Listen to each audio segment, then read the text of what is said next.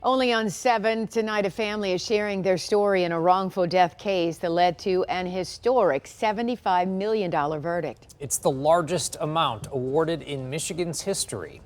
We first told you about the case of Denis Preka in April of last year when the college student was given drugs without a prescription at a friend's house, which led to his death. Well, now our own Simon Shakehat is talking exclusively with Denis's family and attorney Mike Morse about the loss of Denis and what this verdict means to them. Simon? Carolyn, Mike, since I first spoke with Denis's family, not only have they won a historic case, but I've also confirmed that the evidence has led police to investigate what happened once again.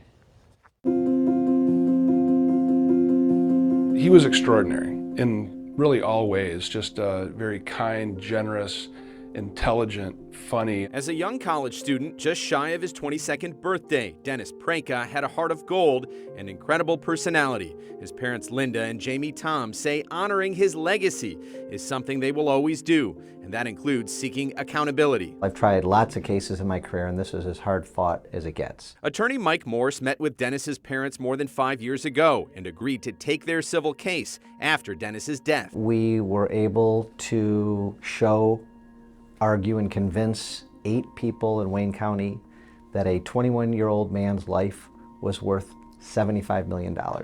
And that's the first time in Michigan history that that's happened. Denis passed away in March 2019. He had been a student at University of Detroit Mercy, and he planned to pursue a career in business law. What happened to Denis? I know he was poisoned. From day one, I knew that it was nothing that he would have ever done to himself. He had dreams to give back to the community, especially for young children in the Detroit community, and that was his goal. His family says Denis's life ended suddenly one night that he planned to stay up late studying. What is it the jury found here?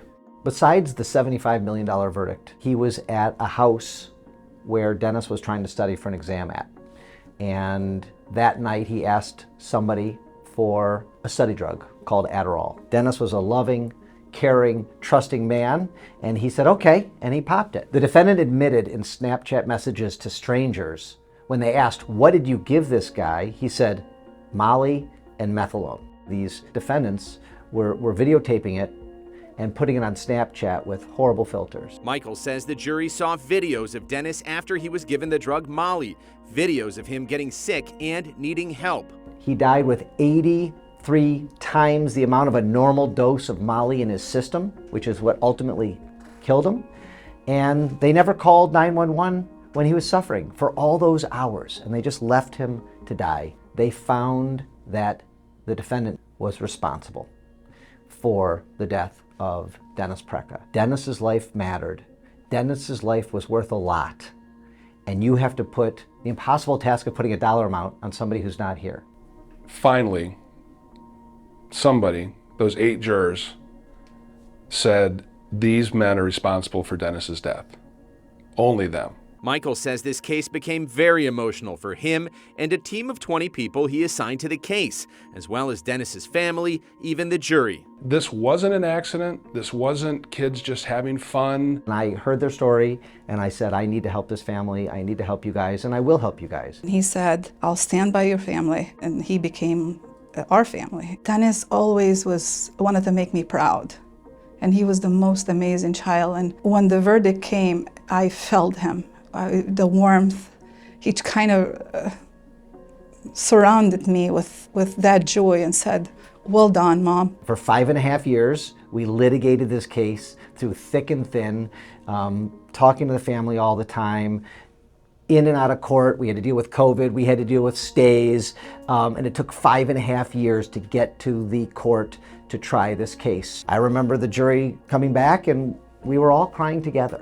It was just one of those cases. Now, as the school year begins for students across Michigan, they're sharing a warning for other students and parents. Sat my kids down and told them about Denis. If you need Adderall, I'll take you to a doctor and get you a prescription for Adderall. I hope this verdict sends a message that kids should not be taking any type of drugs or medications that they don't have a prescription for. And if you see somebody suffering, call 911. Such an important message. I did contact the attorney for the defendant. However, he declined comment, and Denis's family telling me this verdict is a crucial step toward honoring his memory. I've also confirmed Novi police are once again investigating for possible criminal charges based on facts that recently emerged from this case. Carolyn, Mike? That last point is so very important. If you see something and you see someone in trouble, you got to call for help immediately. Yeah, big reason the family wanted to sit down and talk is to get that warning out. All right, Simon, thank you. Thank you.